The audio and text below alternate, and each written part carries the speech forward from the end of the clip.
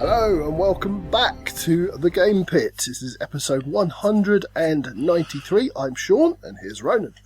Hello everyone, you're very welcome back. It's, as you've probably seen from the title, a countdown one. We're continuing our top 100 New Year, same countdown. That doesn't make it sound like it's going on too long, Sean. We have been prolonging the process a little bit. We have got a few digs on Twitter and here and there. So, yes, we are cracking along now. We're not really. Pace. We're not. Even if we did it to schedule, we wouldn't be done before August. So it's completely, you're telling people lies. By our standards, we are practically sprinting. Well, no one wants to see you or I sprinting down a road. So we're going to be doing, actually, you're a lot faster than I am, which is not saying much. I'm the slowest man in the world. Games 50 to 41 and our top 100 of all time coming up very shortly. Sean, before we delve in, any other business quickly for us to deal with? Oh, Ronan, so what I have finally got the Mists over Carcassonne to the table. And I knew that was something I was looking forward to, and I talked about it previously, and I didn't get the love. I didn't feel the love, Ronan. I liked it okay, but from you and Matthew's praise and hyping it up, I was expecting wonders, and I didn't get wonders. So that's victim blaming because firstly, you've disappointed me, and secondly, you're telling me it's my fault. So maybe I think you're being a bit toxic here and you need to go and rethink yourself. Okay? I want some more positive aspects, please. What did you like about that wonderful game? Okay, that was a short list, Sean, a very short list. It was cooperative Carcassonne. Like, I didn't see any magic. We got to level 3 out of the 6, and there was slight changes. Bringing in, obviously, the cemeteries and the castles, a big change. Then the dogs coming in on level 3 was a kind of made it easier, we felt, because the dogs give you some nice, really handy rewards. So we didn't really just feel that, I don't know, I can't, it's not great podcasting, I know, but I just didn't think it was as amazing as it sounded from everybody else's mouth. I'm going to play this on a loop and take modern and call it A Man Struggles With Himself. I can't tell you what video I'm going to use to go alongside it as a man struggling with himself. But yeah, that's what I've been playing. I've also been playing Atiwa. Had a quick game of that, but it's far too early to be delving into. We're going to get to your plays in another episode. I wanted to drag that Carcassonne struggling out of you just on the recording. I will tell you, I haven't told you this. Remember I was beaking on a shilling for Lucky Duck last episode for Once Upon a Line? I played the tutorial. Oh, right. How did that go? It's very gentle. Okay. It's just a tutorial, so obviously you're not going to see everything, but it's a very, like, kind of doing a crossword together sort of thing where there is a bit of a story, and again it's a very limited story in the prologue. I can't see they're going to cover much ground within the scope of what they're doing, although the prologue scratch off card is really, really small compared to sort of a proper full chapter in the game, and I feel like your actions are very limited. You are looking at a word, and then there are a couple of other words, and you have hints that this one will dissect this word or it won't, and you say, all right, well, if that word dissects this word, there's only 2 places it can possibly be. It's either going to be above or it's going to be below. And then you're kind of guessing and saying, well, let's try it above there. And you go, oh no, that one says stop there. Okay, so let's try below there. Oh yeah, it looks like it's going there. Okay, great. And you get it, and then you read it, and you get another card, and you read it, and you go, okay, now we're looking for a couple more words. And there's the odd riddle thrown in. And it is definitely different to play in most other games. It's kind of got this adventuring story thing linked into a word game with riddles, and you're scratching off, and it's all very novel. I think if you're looking to play it within a sort of a very relaxing glass of wine, glass of orange juice, whatever you do to relax, chill out, and maybe like on a holiday or something, I can see it fitting in. I think if you read it and you read the setting and you read the hype, you'd be like, oh, this adventure game that you're really digging into, get into this story. Not so much.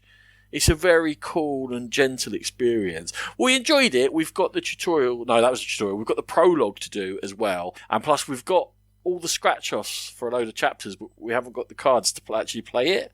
So I don't know. But anyway, so we're talking about doing it. If we feel like it one night, we'll pull it out if we're just relaxing. But we had a chance tonight, and she pulled out Race for the Galaxy and destroyed me twice instead. Well, bless her. That's, why not if you can?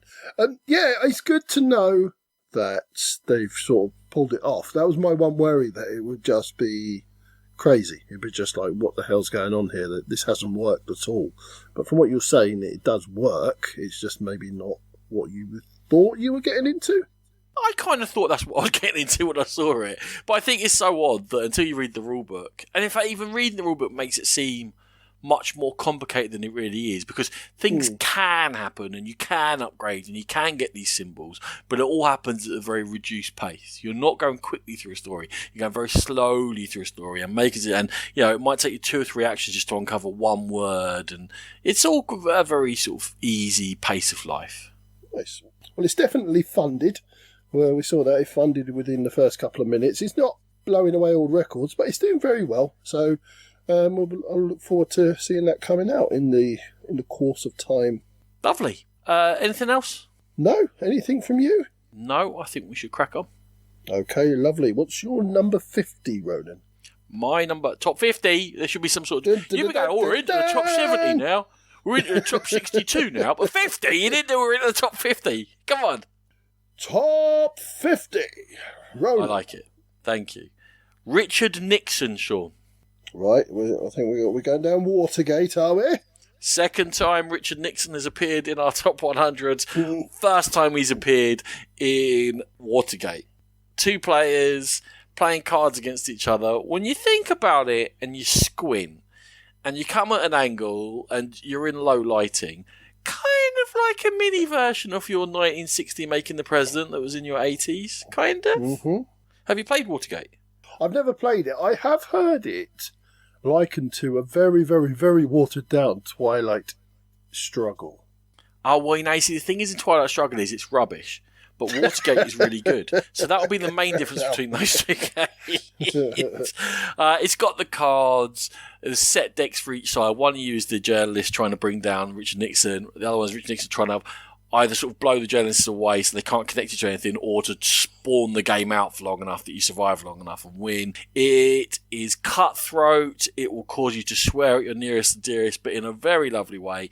It takes about half an hour to play. You'll be thinking, you'll be vying, you'll be hitting angles, you'll be trying to time exactly when to make those big card moves and when not to. Where little red and white dobbers are along a track will become very, very important to you, and you will be like, hey, you flip that one. What am I going to do now? And you'll feel cornered at certain times as Nixon, and you'll feel like you can't possibly put together the evidence as journalists, and it brings through a feel within a very small play space and time. It's brilliant. Watergate, my number 50 of all time.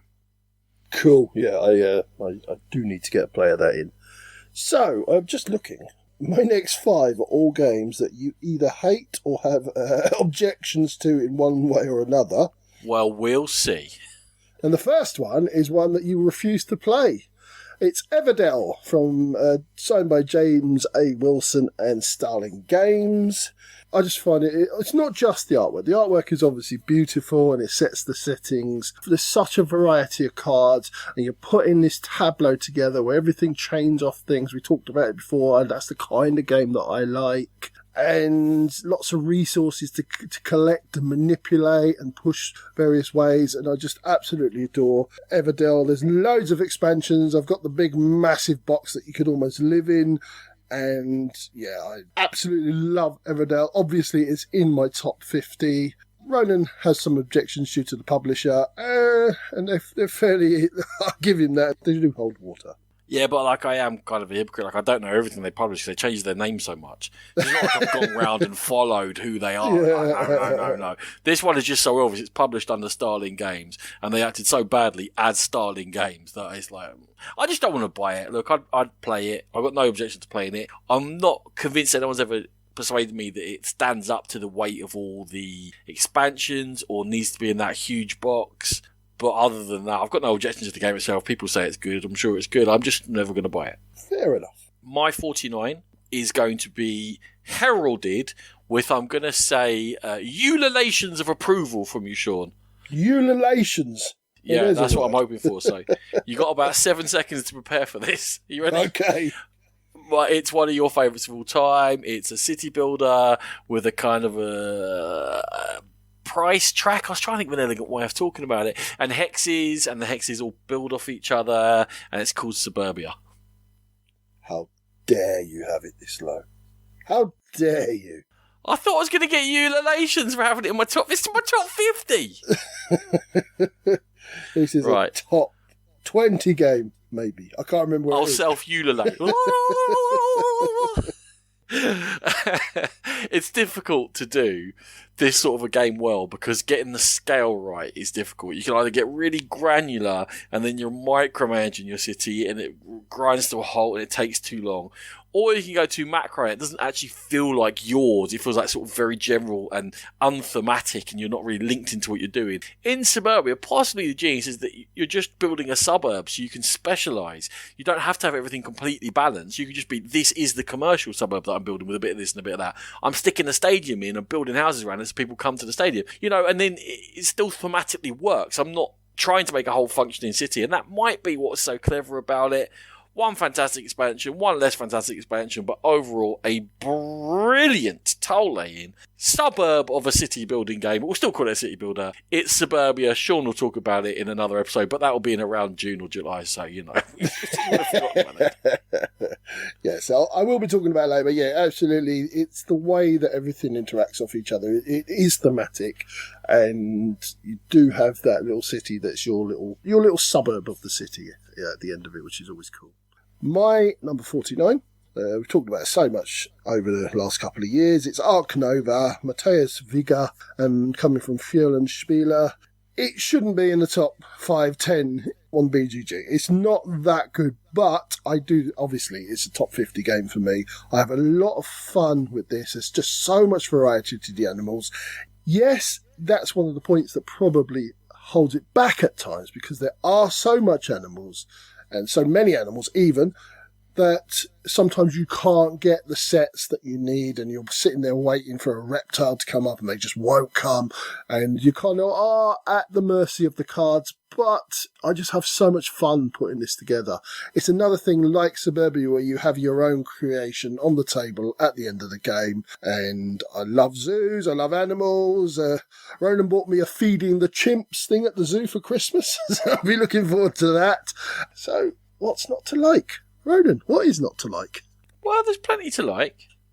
It's a very good piece of plagiarism from 4 or 5 other games. No, all games borrow off each other, that's not a problem. The best bits are lifted directly from other games, and they're not put together very elegantly. And while the good bits within it shine, as an overall package, it's clunky. And that's why I enjoy it, and I'll play it, but it isn't the top game. The potential is there to have an amazing game and have loads of fun, and it excites me, and I'm like, oh, I can go and do this, I can go do that, I can make this plan, and then it's entirely down to the game whether that actually happens or not, and not down to me. And in a game this long, that's not good enough. The thing that knocks it down one more spot for me, I think that other people haven't got, and this is a personal thing, is that I don't like the map play.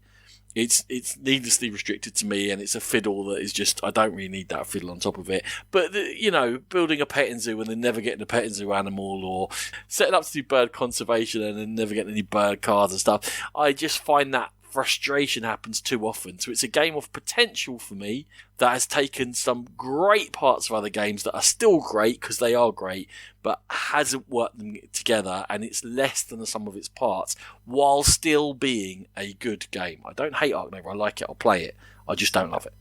I think we agree, but it's the scale of what irritates us. So where that really irritates you and ruins it for you to some degree, it doesn't for me. I'm happy for that to happen and just to have the game happen. So yeah, each to their own. You're number 48, Ronan. That is a very salient point you've made, because I can't remember your opinion, or even if you've played my number 48. Ooh. But I know that you always say it might be too tight for you, so you might not like it. It's the sequel to Pillars of the Earth. It's World Without End. I have played it, yeah. And? I really like it. I like it. It's not really? as good as Pillars. Yeah, it's not as good as Pillars for me. It's a top 200 game for sure. It's not. It's number 48 in the world. Oh, sorry. Oh, I got that wrong. The world's foremost board gaming expert has just told you. Hush your beak. World That End is a programming game in which you've got a set of action cards, and on every turn, and there are limited turns throughout the whole game, it goes through 3 or 4 eras, I can't remember now, but it goes through certain eras, and you have to do certain things at the end of each time. So you must pay food, you must have a certain amount of money for the tax and whatever it might be in piety, and every time you take an action, you throw one of your action cards away. And it's the double choice that you're making because everything's limited. So sometimes you might be holding on plans to do something and then suddenly you realise, oh, the corn's running short. Oh no, I didn't grab any, so I might not get any for the next time. That what I was planning to do was get that corn from a bonus later on, but it might not be there.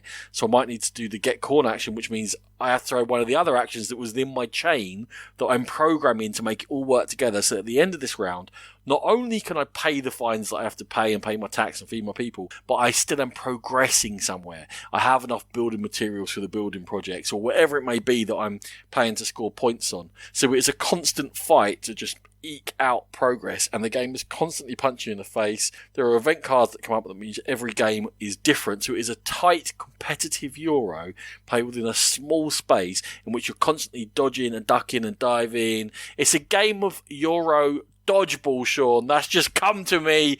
It's sterile and I like the taste. Well, that end. I'm sitting here thinking, I wonder if I would like this a lot more now, because my gaming tastes have changed somewhat in that scarcity is now something that appeals to me in games, and trying to eke out everything and trying to really struggle to, I don't know whether it's Agricola where you're feeding your people and really struggling to do that.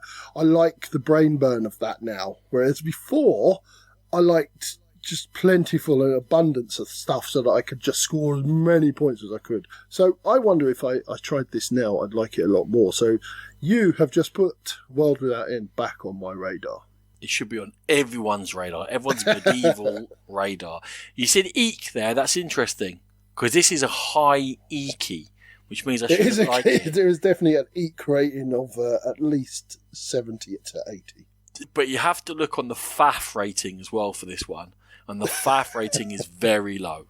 All right? Well, those are very simple actions you're taking. So therefore, I'm deciding what I do very immediately, and tactically I can respond immediately to a changing game situation rather than go, oh, but I've just spent 7 actions setting up one thing and now it's no use to me. Oh, which is what I do in cleverer games than this because I'm stupid. Sean, you're number 48. My number 48 is probably a game that did that to you, Ronan. It's Blood Rage from Eric M. Lang and Simon, or Kumini or Not, or Kumon, or whatever they call themselves now. You do this every time. Decide what the name of that freaking company is. If they will, I will.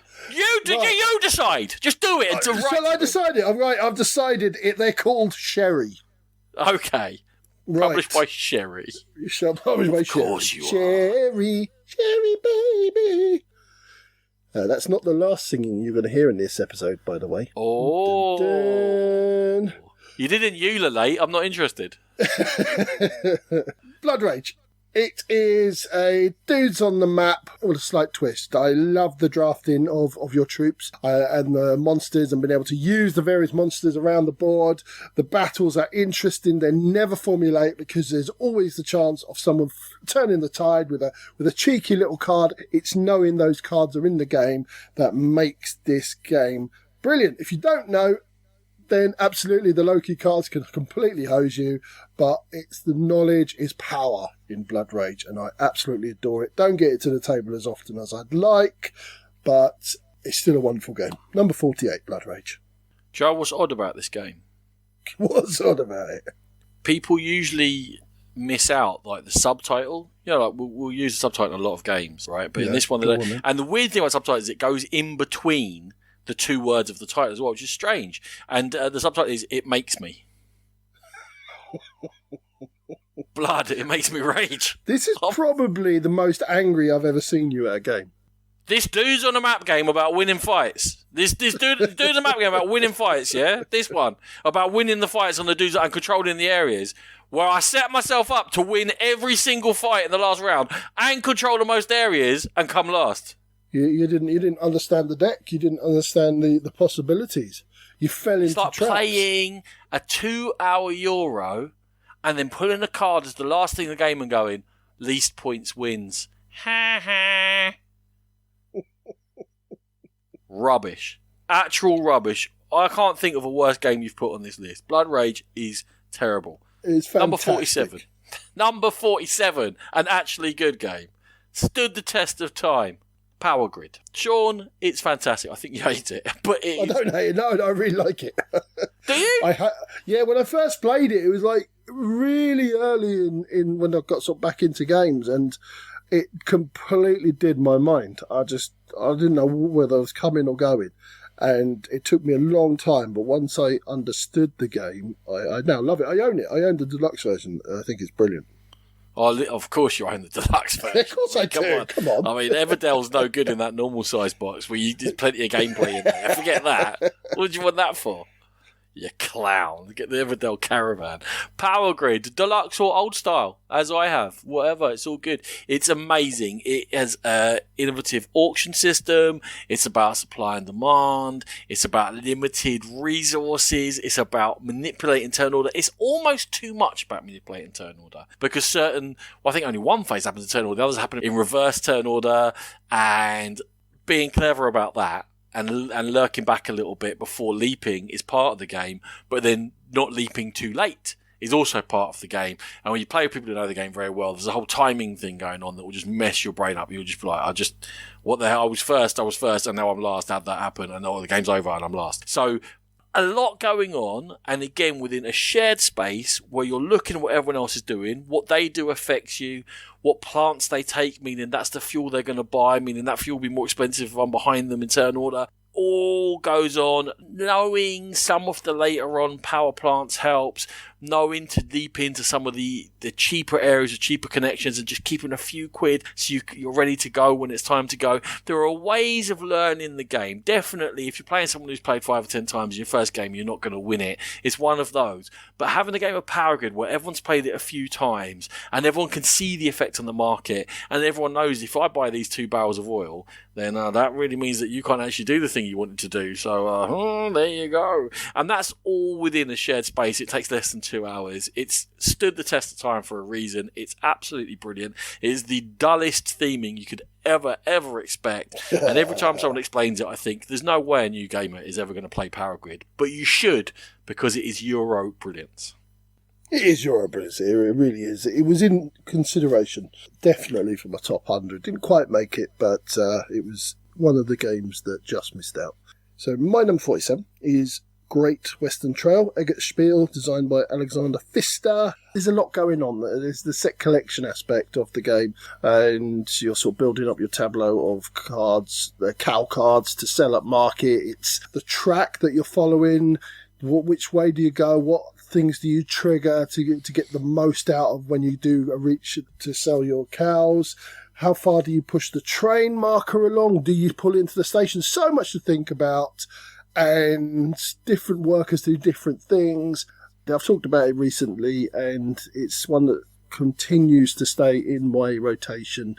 Don't think you love it as much as me. I don't think you even love it, Ronan. But it's definitely one of my favourites. Great Western Trail. I reckon you've done this deliberately. I reckon you've chosen a bunch of really popular games that you know that I'm going to say they're not that great. So that anyone listening to this goes, that Roland's an idiot. Because you think, top 50 people might start listening at this stage. They can be like, Roland's got no taste. 4 good games, he doesn't like any of them. I did look at this top 5 and go, he's just going to moan about every one of them. I haven't that badly. But Great Western Trail is a good game. I loved it. I didn't love it. I liked it a lot. When I first played it. After a few plays, I was done with it because it felt very samey to me, and maybe that's a lack of my imagination or something, but people tell me I'm wrong, but it felt very samey. And then the expansion came out, played with the expansion, that refreshed it for a couple of plays, and then I was done because I'm just doing the same thing. And the fact that the game itself is repetitive, I think added to the feeling that games individually become repetitive. I'm just doing the same thing. To me, it's a very small space to play in, and what's on the trail never becomes that important. And again, maybe you're like, "Ask you an idiot, you're playing it wrong," whatever, or maybe. But it felt like I was a cowhand stuck in a rut with dreams of becoming a musician, but I didn't know how to get off the trail, Sean. You know what I mean? I've always thought of you as a cowhand. Ride 'em up, I think you're... Ride 'em up, rawhide. Thanks for that. That wasn't what I meant when I said that was the last music. You said it was the singing episode. You're like, what I mean? Right, okay, it's the singing episode, fine. Ronan, I don't Ronan. think... Keep those doggies Ronan. You're an idiot. I don't think you're completely wrong. I do think I have to space out my plays of it because it can get a little bit similar. There's not that many ways to eke out a victory in the game. But if I play this every sort of 3-4 months, I always have a good experience playing it. If I was to play it every 2 or 3 weeks, I think I would get to the point where you are. So you're not completely wrong on this one. I mean, it didn't take that many plays. That's what it was like 5 plays and I was done, and then a couple more. Oh, no, it's taken more from me, but I see where you're going. Fair enough. You're not going to see where I'm going on my number 46, okay? Because I might not even make it, Sean.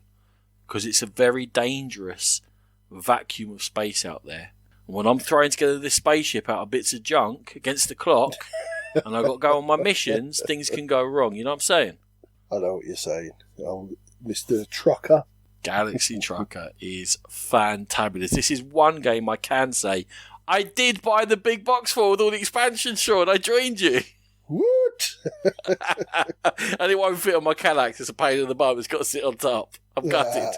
I kind of wish I thought about buying the second edition just so I could get rid of that huge box. Galaxy Trucker is a game split into 2 halves where, over each mission is split into 2 halves, where you're real-time drafting from a middle to put together on a template some sort of a spaceship with engines at the back and hopefully lasers at the front and some other bits and bobs. As you go through the game, the templates get bigger so you can put more stuff within your ships, and then you're going on a journey and you're going to face dangers, and the further into the game you are, the more dangerous the dangers are that you're going to face, but the rewards are bigger and you're going to try and pick up cargo and trying to keep people alive. And as you get into higher levels, then there's going to be people boarding your ship, and you can have internal defenses, and you have different types of aliens that boost you. In the base game, just simply on your engines and on your lasers, but as you go on, they boost other things, and it's definitely has got a lot of expansions. If you know anyone who can play all the expansions with you, then you're in for an absolute gaming masterpiece. But whatever level you play it at, it's so flexible and funny and unexpected and just a great laugh. It shouldn't work as well as it does. It's real time, and then you sit there and the game punches you in the face. But it does work. It's brilliant. Galaxy Trucker 46. It's one that I used to hate, but I don't anymore. I don't love it, but I tolerate it now. My son loves it, so I kind of see it through his eyes a little bit, and we enjoy it for what it is. I wouldn't choose to play it, but I'm happy to play with somebody. It's one of those, so yeah, it's fine. It's like the 9th game on my list of 5 games so far. You said I used to hate it, and now I don't mind it so much. It's almost like you're very, very slowly getting good tasting games.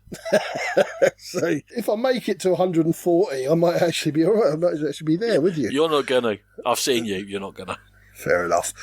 Right, the last one. Well, I can take my flak jacket off after this one. This is a fairly new game, Dwellings of Elverdale. Luke Laurie and You nearly got that right. Games. Elder Vale. No? Yeah, that's what it is, yeah. You said Elderdale. It's all right. Did I? I always do that. It's I'll edit it and make it sound worse anyway. Dwellings of Mermaids.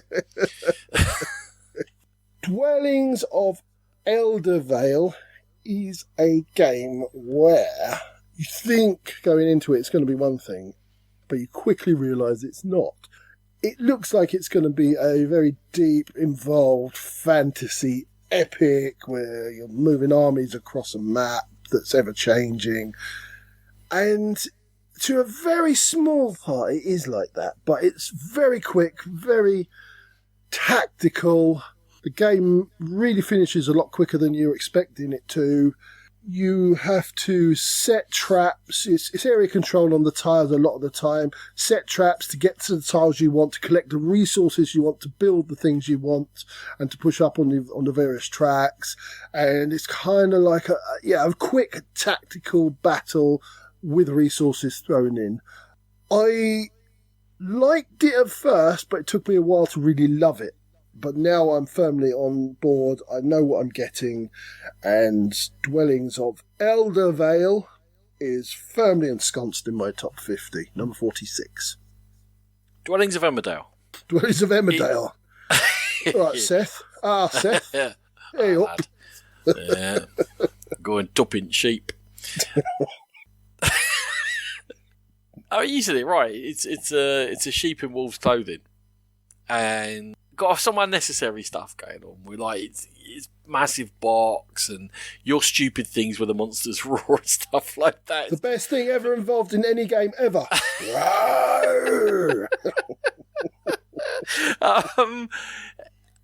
It's another game that's okay. I'll happily play Dwellings of Emmerdale. It's not a problem for me. It's a decent game.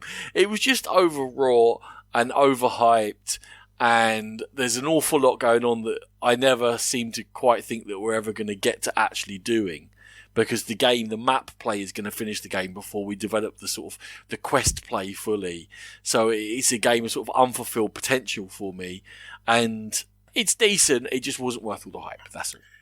Is this the music episode? I'm desperately trying to remember the Emmerdale Farm theme.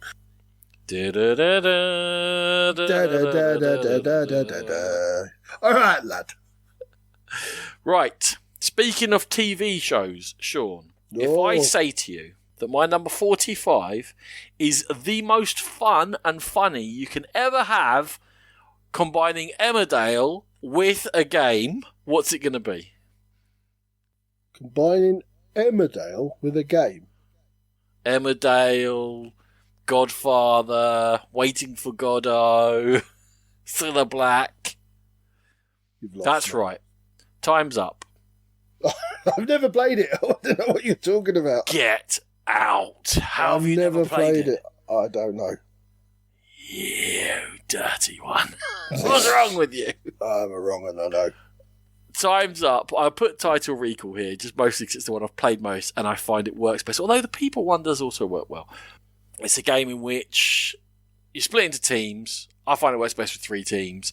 And then you have one person who is going to be the clue giver, and the rest of the teams have to guess what clue they're trying to give. And there are 3 mediums in which you give. And the first time you can say anything apart from what's on the card, and the second one you can say one word. And in the third round, you're using the same card answers. You can't say anything, you just have to act it out. And the game creates its own language and its own jokes and its own mimes and its own. One famous one, Sean, was we were playing the People one with the people from school away at a cottage, and Dracula was there, and it was like fangs, and it was big teeth. Someone did the act out, and then Cilla Black was in it as well. And obviously, you got to the mime round, someone with big teeth, and it didn't know it was Dracula or Cilla Black. I mean, maybe he had to be there and was drunk as much as we had that Weirdly, weekend. I was watching a programme where Cilla Black made an appearance last night. Really? I did. Oh, you're at Choc. That wasn't very good. Laura surprises. Surprise, surprise. The unexpected hits you between the eyes. That was uncanny. There you go. Oh, who's in chair 2? A big bald man singing Cilla Black. Get him out, he stinks. Okay, Blind Date. Time's Up Title Recall is more fun than watching Blind Date, Sean. Didn't. Sorry, I thought we were doing theme tunes. What's your 45? Yeah, never played it, but I've heard wonderful things about it, and I would love to play it. So, if the chance should arise, I would like to. So, there's a call out to everyone. Good. Carry on. Lovely. Right, my number 45, Dwellings of Eldervale, I have to say that really slow, was a kind of a Dudes on the Map. This really is a Dudes on the Map. This is Lords of Hellas from Awakened Realms and Adam Krupinski, but it's a Dudes on the Map with other stuff going on. You go hunting monsters, you go doing legendary quests, and one of the best things, and I say this so many times, but I can't think of a better way to describe this as having a massive toy factor, because you build massive monuments, huge statues that tower over everything else, and that's a big part of the game, and winning the game is to build those monuments. I'm absolutely terrible at this game. I get completely distracted with everything else going on, and I always lose the area control bit. but I absolutely adore it. I think it's a fantastic game. I've still not played Kemet, and this is the reason, because every time someone goes, oh, you should play Kemet if you like that, I always go, but I'll just play this. So, Lords of Hellas, my number 45. Yeah, I've only played it once, so I can't give a informed opinion on it, but that hasn't stopped me before. I liked it. I think it had loads of potential. I was very happy to play it again and dig into it further. I did a sneaky on you, of which I'm very, very proud of myself. And Adam Kopinski, see, I'll roll that in for you. Did your Frostpunk arrive? It literally arrived today. I'm sitting staring at it now. I've had it out. 44-page rulebook, by the way. Nice. Quite big spaces, but 44 pages, and we're hoping to play it this week. That looks like it might be really tough to win, but I'm very, very excited to play it. If it's anything like the computer game, it will be very tough. Yeah, I think it might be. But I think it's certainly, there's plenty going on, and you have to get used to how it all interlocks. But Adam Kopinski, man, he is definitely someone to watch. After Terracotta Army this year, what I've read of Frostpunk, Lords of Hellas, Nemesis, which you love more than I, but I still think it was, you can see he does interesting stuff. That is definitely a name that we're going to be following for a long time, hopefully, if he continues to sign in games. But yeah, sure, Lords of Hellas, there's a newer one coming out as well, isn't there? Lords of Ragnarok? Yeah, Lords of Ragnarok, so even more up my alley. So if you're going to have so many Ragnarok minis. Well, that's if Mythic Games actually supplies it, but we'll talk about them another time. It's not, I'll start crying. Yeah, okay, me good. too. I started with a 2-player game, and this is another one. It is a 2-player version of a fabulous group game, and I am possibly the most obsessed person with it around me. Poor long-suffering Rachel is forced to play it again and again and again. She doesn't mind it. She doesn't love it as much as I do. It's Codenames Duet. Took Codenames and they made it work 2-player, which to me was a fantastic feat of design and adaptation. You get a shared set of cards, you get a 2-sided clue thing which tells you which ones the other player needs to guess and which ones they need to avoid. They can see the ones you need to guess and what you need to avoid. And the clever thing is that you need to guess one of the ones that is an assassin on your side of the cards, and then one is neutral and one of them will kill you.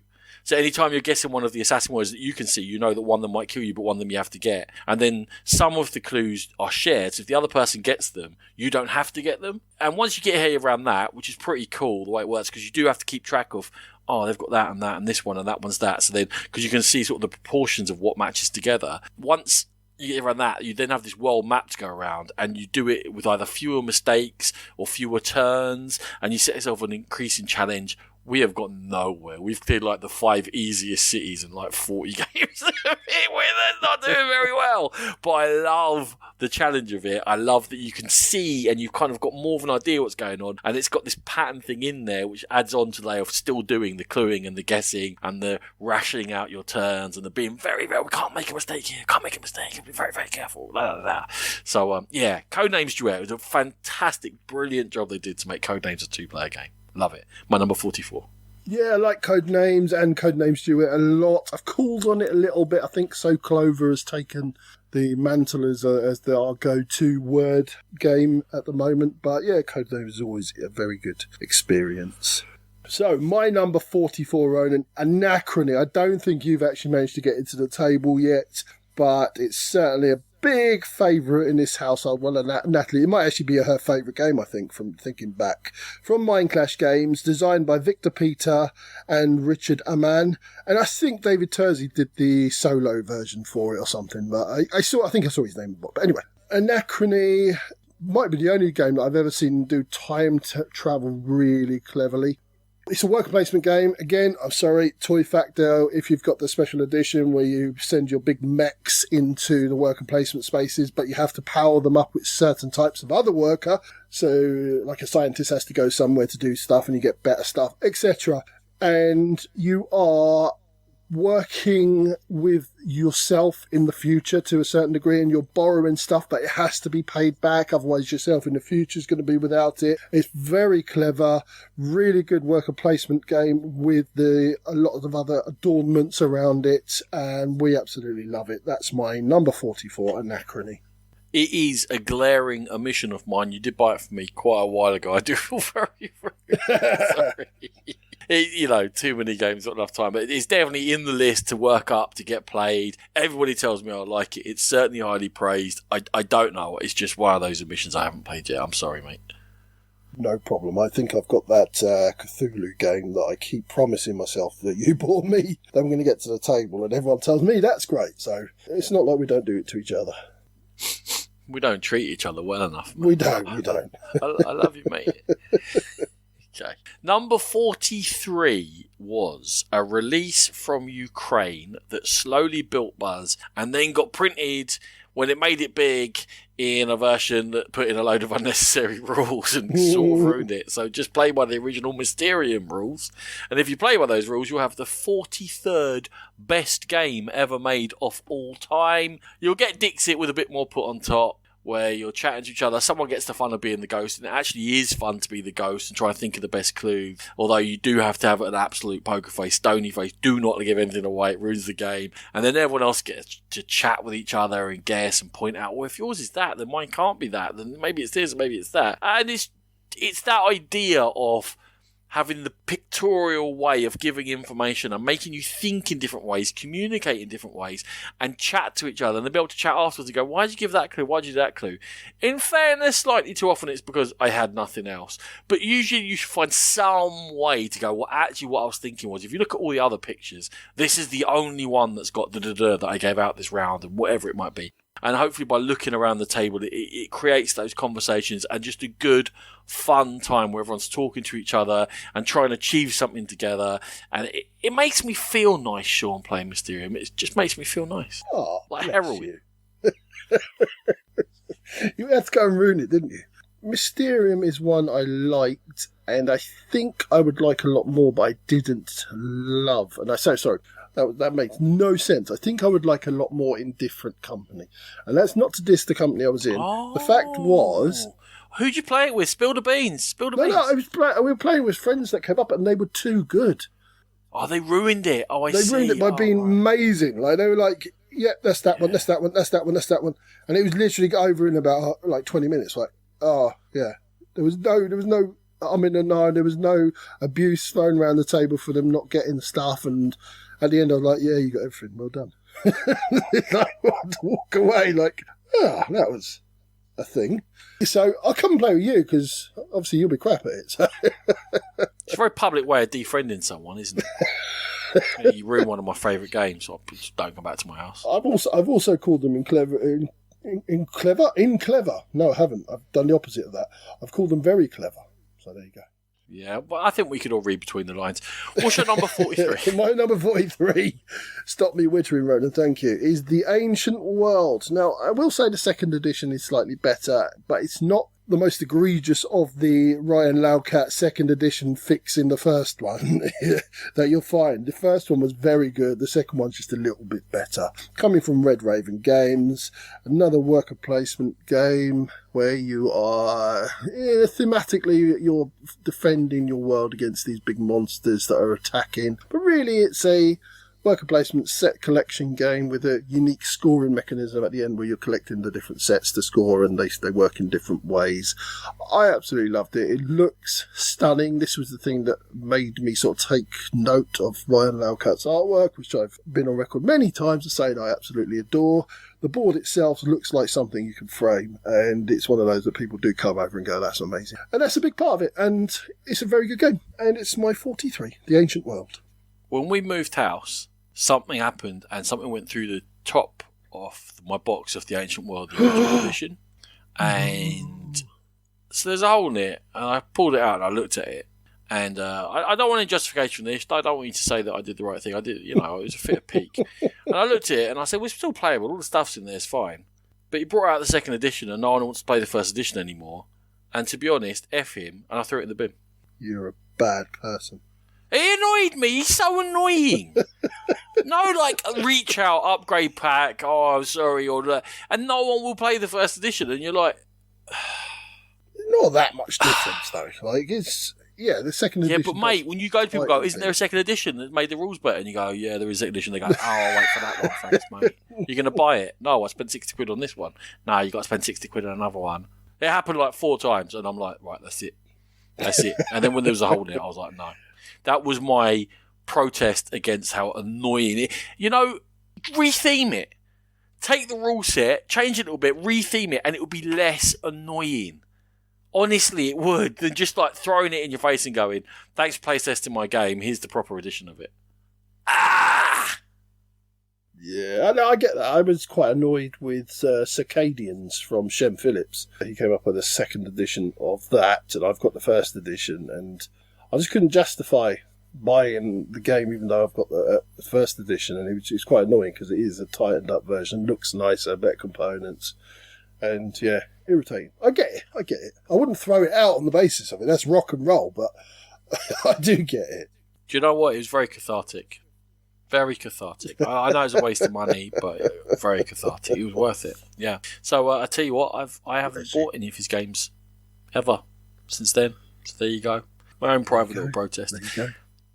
Speaking of games that have had extra editions, now I think, Sean, I'm not sure, I think there have been some adaptations and maybe one or two more editions of my number 42. It's from that company, is it Cherie? Sherry, yep, there we go. Okay, and just confirm for me, were there ever any more editions of Zombicide made? Just a few. Just maybe I'll look. Just the 8 or 9.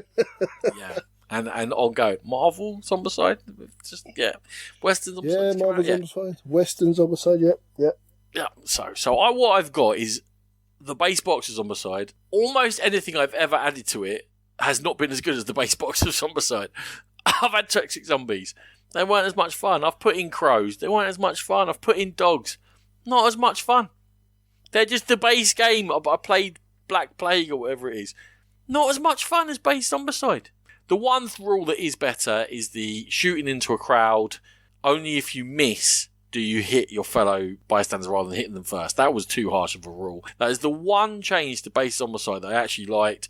I've said it before. I bought that compendium of missions. Yeah, There's like 100 missions in there. Yeah, 100 missions in there, little campaigns and stuff, little things that flesh out the characters. You go back to the diner where the roller skating waitress works, or you go with the geezer with Slippery, you go back to where he lives and things. And it just gives it a bit of life, and that's all I need. And we've played it loads and loads and loads. We even did a bit of painting all the family really badly of the figures, which is a very rare thing. Rachel and I have played dozens and dozens of games of Zombicide and had a load of fun with it, which puts it at my number 42, be it not overburdened with nonsense, please.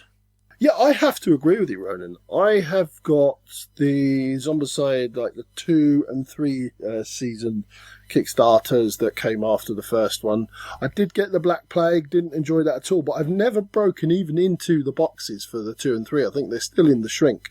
And that's a testament because Zombicide is all the game you need for Zombicide. I can completely agree with you. I can't remember if it's coming up for me, but I'm pretty sure it will be at some point. Lovely. Good choice. Well done. I'll praise you when you get to that one. Good man. I look forward to that. So number 42, carrying on the karaoke edition of the Game Pit. Oh, what an aquasphere! I love a party, with a happy atmosphere. Da, da, da, da, da. Oh, won't you take me there? Ah. There we go. Right, Aquasphere, Stefan Feld. If you're Russ Abbott, does that make me Costello, by the way? That makes you Les Dennis. Oh, Mavis. Right, Aquasphere. It is a very good Stefan Feld game. It's one of his very best games, in my opinion. You are in an underwater laboratory and you're using robots to program your actions for the round. Loads of ways to score points. It's got that one thing that holds you back. I can't remember, they're the black diamonds. I can't remember what they actually represent in the game. But it's just a brain-burny, thinky, point salad of a game. Exactly what you'd expect from Stefan Feld, and I love it. My number 42 is Aquasphere. The 83rd best game of all time, Sean. You were so close. No, anyway. I've got that wrong. We talked about over the years that we both thought that this was right at the peak of the blend of mechanisms, obstacles, the ability to get somewhere but it's difficult, the fact that you feel like you get better at it, you get much better at managing your time, the fact that you can be very clever and you can set up a program with your robots that works. You'll always be able to think your way out of what can look like a hole when you first start playing. It just does that all really, really well without too much piled on top, so that you're fighting yourself and fighting the plan you're making, not the mechanisms you have to do it via. Right on the cusp of that, really tricky and tight. I absolutely think Aquasphere is a fantastic game and a good choice. Awesome. Okay, your final game for today, your number 41, Roland.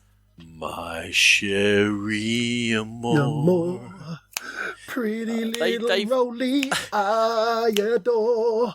Sorry. Such a singing episode, I love it. It's like Buffy.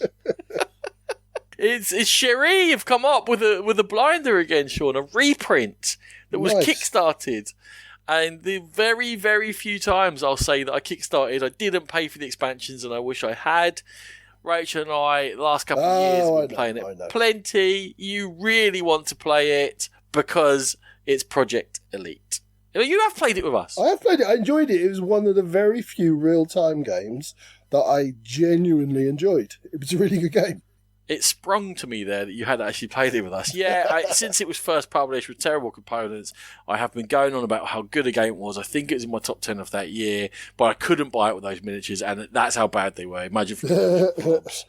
So when it came out with better miniatures from Cherie, I was umming and ahhing whether it's going to be as good as I remembered, so I didn't back for all the expansions. And actually, just talk about it on the side, maybe that was a good thing, because you get the best of the game when you just get the base game. You never know if the expansions are going to be as good as that or not. I've just got the base game. We played it loads, and we're going to continue playing it. And it's one of them that we keep pointing out and going, right, there's going to be a weekend we're going to dig this out and play 4 games of this in a row. And it's going to happen, because it's right there, right on top of our minds all the time we think about it. If you say to us, it was a good game you fancy playing, Project Elite will get mentioned all the time. It's challenging, it's communicating, it's making a plan, but then no one can be overbearing, which would never be an issue playing with me, Sean, anyway. I mean, let's not worry about that. But no one can be overbearing, because amongst the plan that you make, no one knows what your dice rolls are. Everyone's too busy when it comes to the 1 minute of real time. And if you say, look, I just didn't roll it, I had to go over there and take this shot and come back, then no one can argue with you. You go, all right, if that's what you had to do, that's what you had to do, man. Then we'll work something else out, or we'll all die. Either way, it's not easy. It's got plenty of variety. You can find things and sort of load yourself up. You've got special powers, you've got restrictions. Every time it's a different challenge with where the baddies will spawn. There's different sort of boss baddies that will come out every turn or every game. It's just got a lot going on in a manageable rule set, and that's why I love Project Elite, and it's my number 41 game of all time, and Sean, we need to play it more. We do, absolutely. That's what makes this game for me, is, yes, you've got the brief bit of craziness, but you plan. You're doing the planning, and you know roughly what you're going to do, and you know roughly where the aliens are going to go, but not exactly. So you have to be on your toes, and there's just little enough of the actual real-time thing for me. I can enjoy it, I can get excited, but it doesn't overwhelm me, because I know, and we're going to go back to that planning phase soon. So yeah, it's a good game. It's a really good game, and if I played it more, it might even have a chance for my top 100. I think that much of it. So if you played it more, it would have been around 41, if you got any sense. Yeah, is that where it would have been? No, yeah. Because what should be at number 41 is Vikings from Michael Kiesling, Hans im Gluck and Z-Man. It's a... Well, how would you describe Vikings? So you've got a rondel where they're like big hairy people who are mostly river traders. They set up a lot of the things down the river system in the east of Europe. Yeah. And then sort of they got a bit feisty later and started raiding and stuff. Ah, there you go. Well, there you go. That's Vikings. Yeah. Vikings, the game, however, is all about... the game! Sorry. It's all about building islands and you're taking the islands from a big rondel, and there's a real balance of how much money you have to what you can go ahead and grab. So the further you go round the rondel, then the more money it's going to cost, but it will rotate slowly back as people take things from it. It's then about placing your different meeples of different types onto those islands to score in different ways. Some of them will get you goals, some of them will score you points. And the all-important blue ones that feed you at the end of the game are just so crucial to everything. And in the way I always lose the game because I never feed all my people. You've got the ones at the top that block the incoming boats and give you more rewards. It's such a clever game. So many little micro puzzles within a big giant puzzle. I love it. I'm terrible at it. It's a favourite in this house. I talked about Natalie enjoying Anachrony. I'm pretty sure the Vikings was in her top 5 of all time when we did it as well. She adores this game and I really love it too. My number 41, Vikings. Okay, so let's get something absolutely straight. You are not terrible at it. All right? You're not terrible at it. I am. You have never, ever finished behind me in Vikings, so don't try and steal my terrible at Vikings crown. I like to think that I'm not too much of a prideful man, Sean. Whether that's right or wrong, I don't care. I just like to think it. When I have to consider Vikings, and I have to consider why it's not in my top 100, the only excuse I can give is because I'm so bad at it. Like, if I had a chance of winning it sometimes, maybe it'd, like, nudge into my top 100. But when you're constantly just beaten so bad, you go, this is a really clever game. It's really good. And every round, I'm like, why am I the one stuck paying 6 for an M-bit I can't place? Like, there must be another option here. Like, with a Viking that I can't feed. Like, what? How does this happen every single turn? How does it happen every turn? How am I so bad at that game? That is quite bad because you do have to reach all the time and spend all your money each round. But I literally, every game I play this, I say, right, remember, you big idiot. Feed your people. Feed your people. Get the blue boys in. Get them in. Get the blue boys in. Last round, I'm like, there's no blue boys left. I haven't fed my people. Oh, my God. It's so tight. In a 4-player game, it is interesting to see, like, when you get to know it, you go, like, hold on. There's 5 blues come out in the first bit. That means there's like 3 left for the whole rest of the game or something. You can start like judging the range. I can't remember them exactly because we played it a lot ages ago, and then every now and then it comes out. But back when we played it a lot ages ago, you would be able to go and go like, right, that's almost all the yellows done. If I don't take a yellow now to get those extra points, then there's none in the last round, and you could see it because there's ratios. Yeah. It's an absolutely fabulous game. It is my own idiocy that keeps out of my top 100. Well, there you go. So the number 3,000,004 and 3,000,005 at Vikings in the world rankings. Quake, people. Quake. Right. Next time up, Sean, I will be back. I might be having a little guest host to chat about some games we're playing together. We'll see how that goes, or it might just be me. Following that, you and me can be back and chat about some gaming, and eventually in a few weeks time we'll be on to our number 40 to 31.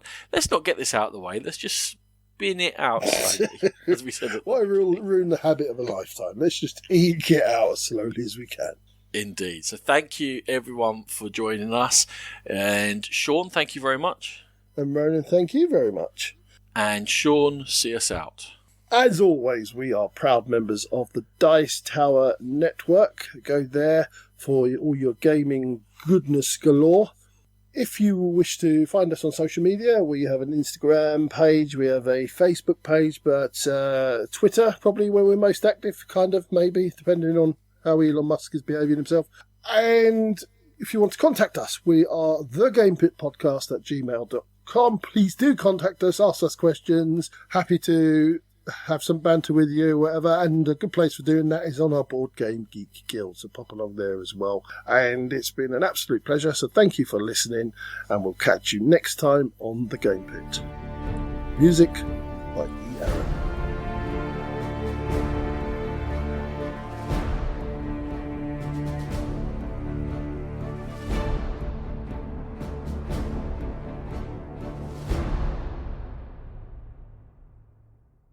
Boy, Music boy, boy. episode, boy.